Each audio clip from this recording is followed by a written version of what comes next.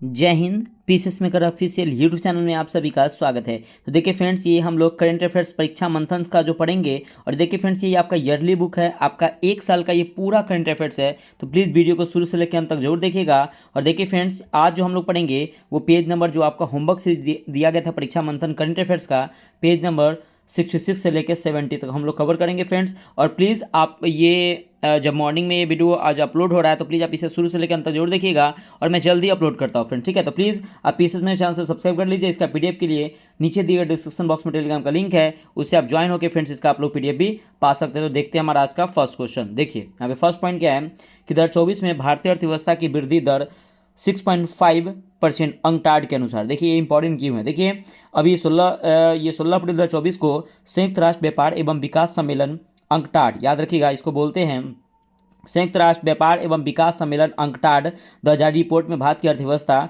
वर्ष 2024 में 6.5% की दर से बढ़ने का अनुमान व्यक्त किया गया है। याद रखिए 2024 में 6.5% की दर से बढ़ने का व्यक्त किया गया है, ध्यान रखिएगा। और इस रिपोर्ट के अनुसार भारत की अर्थव्यवस्था 2023 में 6.7% की दर से बढ़ी है, ध्यान रखिए 2023 में 6.7 की दर से बढ़ी है। और इसके अनुसार 2023 में हुई वृद्धि मजबूत सार्वजनिक पूंजीगत निवेश में सेवा क्षेत्र की वृद्धि से प्रेरित हो रही है। याद रखना, सबसे ज़्यादा क्षेत्र मतलब कि सबसे ज़्यादा योगदान किस क्षेत्र का है, तो सेवा क्षेत्र का है, ठीक है। अब देखिए आगे है क्या, अंकटाड 1964 में संयुक्त राष्ट्र महासभा द्वारा स्थापित एक अस्थायी अंतर सरकारी निकाय। तो क्वेश्चन आएगा कि अंकटाड का स्थापना कब हुआ, तो 1964 में। किसके द्वारा, तो संयुक्त राष्ट्र महासभा के द्वारा। इसका मुख्यालय कहाँ है, तो जिनेवा स्विट्जरलैंड में स्थित है। यहाँ से क्वेश्चन बनेंगे, ठीक है। अब देखिए, अब वर्ष 2024 में भारत की वृद्धि 6.8% IMF इंटरनेशनल मॉनेटरी फंड। देखिए 16 अप्रैल 2024 को अंतर्राष्ट्रीय मुद्रा कोष IMF द्वारा जारी विश्व आर्थिक परिदृश्य के नवीनतम संस्करण में भारत की आर्थिक वृद्धि दर 2024 में 6.8% और 2025 में 6.5% रहने का अनुमान व्यक्त किया गया। तो ये क्वेश्चन आएगा कि IMF के द्वारा 2024 में कितना परसेंट था, 6.8% जो था यह आर्थिक वृद्धि दर था। 2025 में कितना, तो 6.5 रहने का अनुमान लगाया गया है।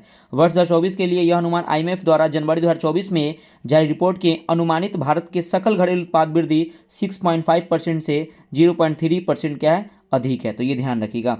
अगर हम बात करते हैं IMF की इस रिपोर्ट के अनुसार भारत विश्व की सबसे तेज गति से वृद्धिशील अर्थव्यवस्था। तो क्वेश्चन आएगा कि IMF की रिपोर्ट के अनुसार दुनिया का सबसे तेज गति से वृद्धिशील अर्थव्यवस्था किस देश का है, तो भारत का है।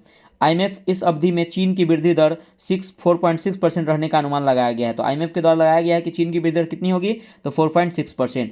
इस रिपोर्ट के अनुसार वैश्विक आर्थिक वृद्धि दर वर्ष 2024 और वर्ष 2025 में 3.2% रहने का अनुमान लगाया है। अब देखिए कारोबार के लिए सबसे भरोसेमंद स्थान। देखिए जनवरी 2024 में जारी एडेलमेन ट्रस्ट बैरोमीटर के अनुसार व्यवसायों और गैर सरकारी संगठनों पर भरोसे के मामले में भारत शीर्ष पर है। तो याद रखिएगा कि कारोबार के मामले में टॉप राज्य कौन है, टॉप देश कौन है, तो भारत है। जबकि मीडिया पर विश्वास मामले में चौथे स्थान पे भारत है, और सरकार पर भरोसे के मामले में 5वें स्थान पे। याद रखिएगा, मतलब क्या, कारोबार में टॉप पे भारत है, मीडिया में चौथे स्थान है, और आपको अगर बात करते हैं कि सरकार के मामले में 5वें स्थान है भारत का। विश्व आर्थिक मंच की वार्षिक बैठक के पहले जारी एलमैन ट्रस्ट बैरोमीटर 2024 ने सरकार के प्रति अपने लोगों के भरोसे के संदर्भ में सऊदी अरब को शीर्ष पर रखा गया है। मतलब कि सऊदी अरब को क्या रखा गया है, शीर्ष पे रखा गया है। मीडिया के भरोसे के मामले में चीन को शीर्ष पे रखा गया है, ठीक है। और अपने नियोक्ता पर भरोसा जताने के मामले में इंडोनेशिया शीर्ष पर है, जबकि भारत इस मामले पे दूसरे स्थान पे है। और इस सर्वेक्षण में 28 देश इसमें शामिल है। अब देखिए इंडेक्सेशन, देखिए फ्रेंड्स वो इंपॉर्टेंट नहीं था इसलिए मैं आपको नहीं बता रहा हूँ। आगे देखिए जो इंपॉर्टेंट मैं वहाँ से बता रहा हूँ। देखिए भारत डिजिटल रूप से वितरित सेवाओं का चौथा सबसे बड़ा निर्यातक है। तो देखिए यहाँ से क्वेश्चन बनेंगे फ्रेंड्स, और देखिए इंपॉर्टेंट आप लोगों के लिए। देखिए 2024 में विश्व व्यापार संगठन WTO द्वारा जारी वैश्विक व्यापार परिदृश्य और सांख्यिकी पर एक रिपोर्ट के अनुसार भारत अब डिजिटल रूप से वितरित सेवाओं का चौथा सबसे बड़ा निर्यातक बन गया। तो याद रखिए क्वेश्चन आएगा कि WTO एक रिपोर्ट के अनुसार भारत अब डिजिटल रूप से वितरित सेवाओं में चौथा सबसे बड़ा निर्यातक देश क्या हो गया, बन गया है। 2023 में भारत का डिजिटल रूप से वितरित सेवाओं का निर्यात $257 बिलियन होने का अनुमान है, जो पिछले वर्ष की तुलना में 17% क्या है, अधिक है। अब देखिए इस वृद्धि में भारत की रैंकिंग में जर्मनी से आगे निकलने में मदद की है, लेकिन यह अभी संयुक्त राज्य अमेरिका, यूनाइटेड किंगडम और आयरलैंड से पीछे है। मतलब आगे किससे हुआ है, तो याद रखिए ये आगे जो हुआ है किससे हुआ है, तो ये जर्मनी से आगे हुआ है। तो क्वेश्चन यहाँ से बनेंगे, ठीक है। भारत में विदेशी निवेश, देखिए विदेशी निवेश पाने भारतीय शेयर बाजार पिछले एक साल में तीसरे स्थान पर रहा है। तीसरे स्थान पर रहा है और इस दौरान रिटर्न देने में यह प्रमुख बाजारों दूसरे स्थान पर है। और बैंक ऑफ बड़ौदा की एक रिपोर्ट के अनुसार मार्च 2023 से 18 मार्च 2024 तक घरेलू बाजार के कुल 26 अरब डॉलर का विदेशी निवेश आया और इस दौरान 25% रिटर्न भी दिया गया। किसके अनुसार? तो बैंक ऑफ बड़ौदा की रिपोर्ट के अनुसार। भारतीय बाजार से ज़्यादा रिटर्न तुर्की, रूस और अर्जेंटीना ने दिया है। तो याद रखना, क्वेश्चन आ सकता है कि भारतीय बाजार से ज़्यादा रिटर्न कौन दिया? तो तुर्की, उसका रूस, उसका अर्जेंटीना। लेकिन यह विदेशी निवेश काफ़ी कम है। अब देखिए, यूएई को रुपए में पहला भुगतान बहुत इंपॉर्टेंट है, वीवीआई पॉइंट है, ये ध्यान रखिएगा, इसको ध्यान से सुनिएगा कि 25 दिसंबर 2023 को भारत ने संयुक्त अरब अमीरात यूएई से खरीदे गए कच्चे तेल के लिए रुपए में अपना पहला भुगतान किया है, ये ध्यान रखिएगा। अब देखिए उसके बाद यहाँ पे देखिएगा पहला भुगतान किया है। अब देखिए यहाँ पे एक पॉइंट, यहाँ पे देखिए ये यहाँ पे देखिए भुगतान किया है और भारत ने जुलाई 2023 में रुपए में निपटान के लिए संयुक्त अरब अमीरात के साथ एक समझौते पर औपचारिक रूप दिया था। ठीक है। अब देखिए कि इंडियन ऑयल कॉरपोरेशन ने Abu Dhabi national oil company से 10 लाख बैरल कच्चे तेल की खरीद का भुगतान भारतीय रुपए में भी किया है। ठीक है ना, ये ध्यान रखिएगा। और वैश्विक स्तर पर स्थानीय मुद्रा को बढ़ावा देने के लिए यह भारत की ओर से उठाया गया एक ऐतिहासिक कदम है। देखिए आरबीआई अब तक 22 देशों के साथ रुपए का व्यापार की सहमति बना चुका है। तो क्वेश्चन आया कितने देशों के साथ आरबीआई बना चुका है? तो 22 देशों के साथ। और ऐसा करने से न केवल भारतीय मुद्रा का प्रचलन वैश्विक हो सकेगा, बल्कि रुपए को अंतर्राष्ट्रीय करने से डॉलर की मांग कम करने में क्या हो जाएगी? मदद हो जाएगी। ठीक है, ये ध्यान रखिएगा। अब देखिए यहाँ पे एक पॉइंट जो बचा है उसको देखते हैं, पैन 2.0 के बारे में।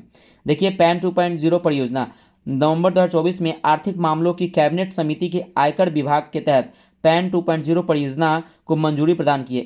उसको लागू करने के लिए सरकार को 1435 करोड़ रुपए का निवेश किया गया है।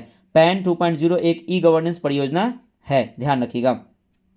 अब देखिए अगर हम बात करते हैं कि भारत के दानदाताओं की सूची में, देखिए अगर हम बात करते हैं ना कि नवंबर 2024 के हुरून इंडिया ने वर्ष 2023-24 में शेष में देश में परोपकारी कार्यों के लिए दान देने वाले सूची जारी की। इस सूची में कुल 1539 अमीरों को शामिल किया गया है। ठीक है ना। और इसमें प्रत्येक की व्यक्तिगत संपत्ति को 1000 करोड़ रुपये से ज़्यादा है।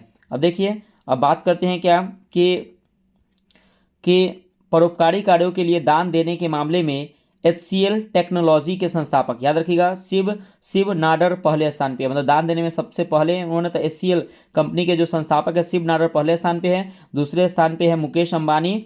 ठीक है, रिलायंस फाउंडेशन कंपनी के CEO हैं मुकेश अंबानी ने पिछले 407 करोड़ रुपए के परोपकारी कार्यों के लिए दान दिए हैं। और ऑटो और वित्तीय क्षेत्र कारोबार बजाज परिवार ने पिछले 352 रुपए का दान दिया, जो इस सूची में तीसरे स्थान पे रहे हैं, ध्यान रखिएगा। अब देखिए अंतर्राष्ट्रीय वित्तीय सेवा केंद्र। अब देखिए IFSC एक वित्तीय केंद्र है जो घरेलू अर्थव्यवस्था को अधिकार क्षेत्र से बाहर ग्राहकों को सेवाओं प्रदान करता है। और भारत में IFC को अंतर्राष्ट्रीय वित्तीय सेवा केंद्र प्राधिकरण इस द्वारा विनियमित किया जाता है, जो एक वैधानिक प्राधिकरण के जिसे अंतर्राष्ट्रीय वित्तीय सेवा केंद्र प्राधिकरण अधिनियम 2019 के तहत स्थापित किया गया था। तो क्वेश्चन आएगा कि इसको किसके तहत? 2019 के तहत स्थापित किया गया। इसका मुख्यालय क्या? गुजरात के गिफ्ट सिटी गांधीनगर में। ठीक है ना, ध्यान रखिएगा।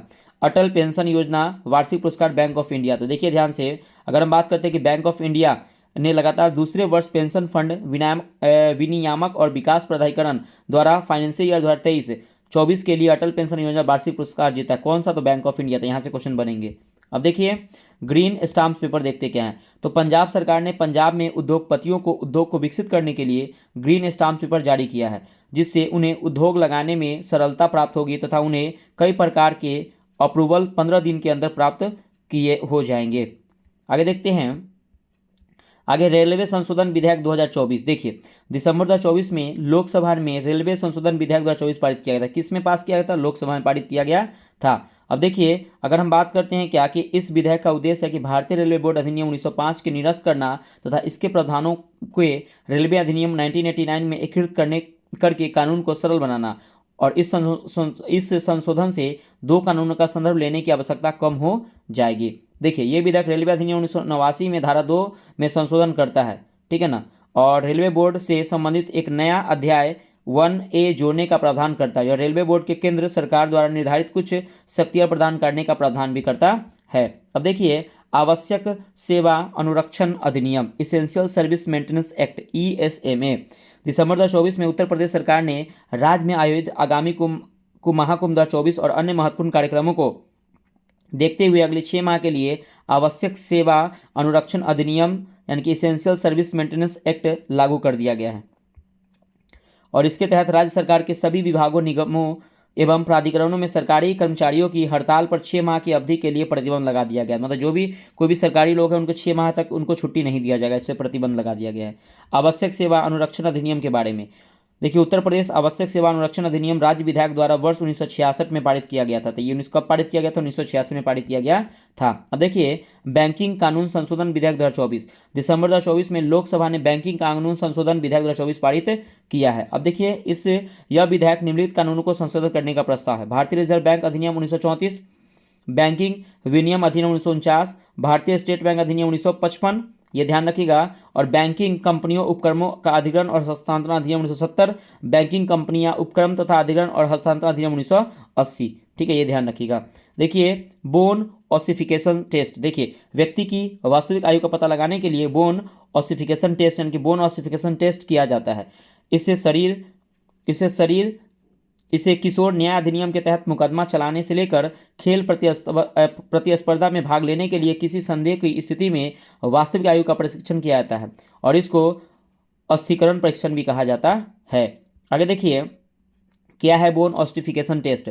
बोन ऑस्टिफिकेशन टेस्ट नामक चिकित्सकीय प्रक्रिया के प्रायः एपिफिशियल फ्यूजन टेस्ट के नाम से भी जाना जाता है। अब देखिए, यहाँ पे है आपका आपराधिक न्याय प्रणाली में आयु निर्धारण का महत्व। देखिए, भारत की आपराधिक न्याय प्रणाली में 18 वर्ष से कम आयु के व्यक्ति को नाबालिग माना जाता है, और इस संदर्भ में प्रक्रिया सुधार, पूर्नवास तथा सजा के मामले में आपराधिक कानून किशोर एवं वयस्क के बीच में अंतर करता है।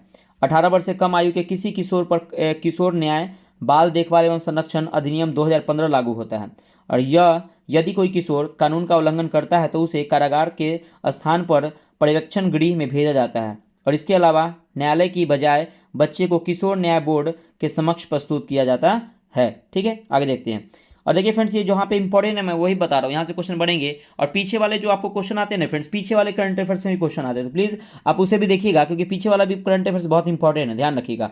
अब देखिए, भारत में बहुसदस्यीय निर्वाचन क्षेत्र प्रणाली 1957 के चुनाव के बाद समाप्त हो गई थी। तो क्वेश्चन आएगा कि भारत में बहुसदस्यीय निर्वाचन क्षेत्र प्रणाली कब समाप्त हुई थी? 1957 के चुनाव के बाद क्या हो गई थी? समाप्त हो गई थी। देखिए ध्यान से कि स्वतंत्रता के बाद संसद से अनुसूचित जातियां एससी और अनुसूचित जनजाति एसटी का प्रतिनिधित्व बढ़ाने के लिए बहुसदस्यीय निर्वाचन क्षेत्रों की शुरुआत की गई थी। तो देखिए फ्रेंड्स, यहाँ पे आपका ये जो वीडियो होता है कंप्लीट होता है, यानी कि आपका परीक्षा मंथन था करंट अफेयर्स पेज नंबर 67 से लेकर 70 तक। तो प्लीज़ पीसीएस मेकर चैनल को सब्सक्राइब कर लीजिएगा। इससे पहले मैंने बहुत सारे करंट अफेयर्स अपलोड कर दिया, तो प्लीज़ आप उसे जरूर देखिएगा। और जो फ्रेंड्स आपका जो होमवर्क सीरीज आता है, मैं डेली आपको शाम में 6:30 के 7 के बीच में अपलोड करता हूँ, तो प्लीज़ आप उससे जुड़ जाइएगा, उसे जरूर देखिएगा। मंडे टू फ्राइडे आपको आपका जो होमवर्क सीरीज चलता है ज्ञान बिंदु जीएस एकेडमी का, और सैटरडे को ये जो मास्टर वीडियो रहता है उसको अपलोड करते हैं, और संडे को फाइनल टेस्ट होता है। प्लीज़ पीसीएस मेकर चैनल से जुड़ जाइए। इसका पीडीएफ के लिए नीचे दिए गए डिस्क्रिप्शन बॉक्स में टेलीग्राम का लिंक है, उससे ज्वाइन होकर इसका पीडीएफ भी आप ले सकते हैं। ठीक है फ्रेंड्स, तो मिलते हैं नेक्स्ट वीडियो में। बाय बाय, जय हिंद दोस्तों।